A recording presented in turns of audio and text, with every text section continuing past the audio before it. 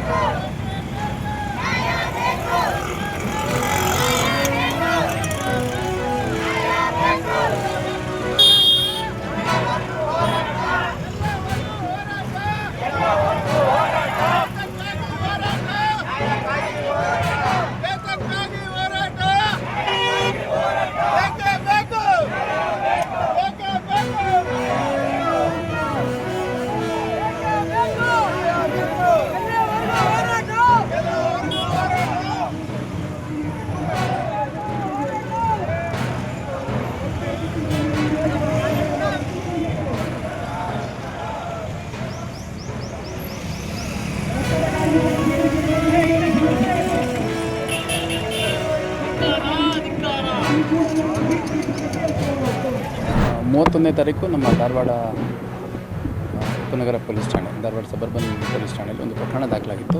ಅದರಲ್ಲಿ ಯುವತಿ ಒಬ್ಬಳು ಜಿಮ್ಗೆ ಹೋದಂಥ ಸಂದರ್ಭದಲ್ಲಿ ನನ್ನ ಜೊತೆ ಅನುಚಿತವಾಗಿ ನಡ್ಕೊಂಡಿದ್ದಾನೆ ಒಬ್ಬ ವ್ಯಕ್ತಿ ಅಂತಂದು ಆರೋಪಿಸಿ ಕಂಪ್ಲೇಂಟನ್ನು ನೀಡಿದ್ದರು.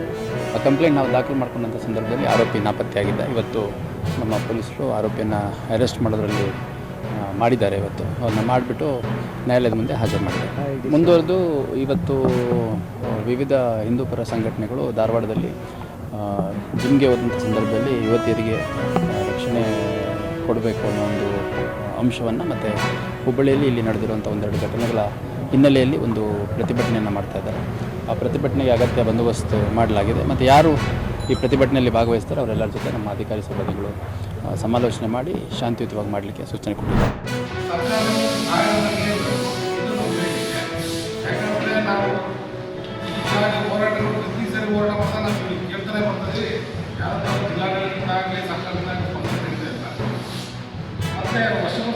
ವರ್ಷಕ್ಕೊಂದ್ಸರಿ ಸರ್ಕಾರದಿಂದ ಆಚರಿಸುವ ಕನ್ನಡ ರಾಜ್ಯೋತ್ಸವ ಕಾರ್ಯಕ್ರಮದಲ್ಲಿ ಆಡಳಿತಾಧಿಕಾರಿ ಗೌರವವನ್ನು ಕೊಟ್ಟು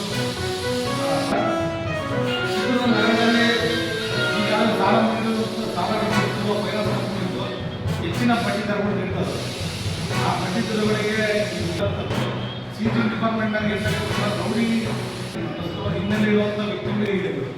ಇನ್ನು 500 ರೂಪಾಯಿ ಜೀವನದಲ್ಲಿ 500 ರೂಪಾಯಿದಲ್ಲಿ ಮನೆ ಬಾಡಿಗೆ, ಎಜುಕೇಷನ್, ಗ್ಯಾಸ್ ಇವೆಲ್ಲ ನಾವು ನೋಡೋದು ಆಶೆ ಕುಟುಂಬಗಳು ಆತ್ಮಹತ್ಯೆ ಸಮಸ್ಯೆ ತಲುಪಿದೆ.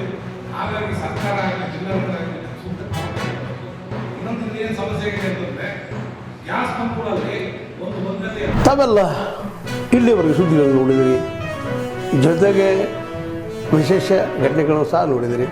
ಅದು ನಿಮ್ಗೇನು ಅನ್ನಿಸ್ತು? ನಿಮಗೆ ಲೈಕ್ ಮಾಡಿರಿ, ಶೇರ್ ಮಾಡಿರಿ, ಕಾಮೆಂಟ್ ಮಾಡಿರಿ, ಜೊತೆಗೆ ಸಬ್ಸ್ಕ್ರೈಬ್ ನಿಲ್ಲಿಸ್ಬೇಡ್ರಿ.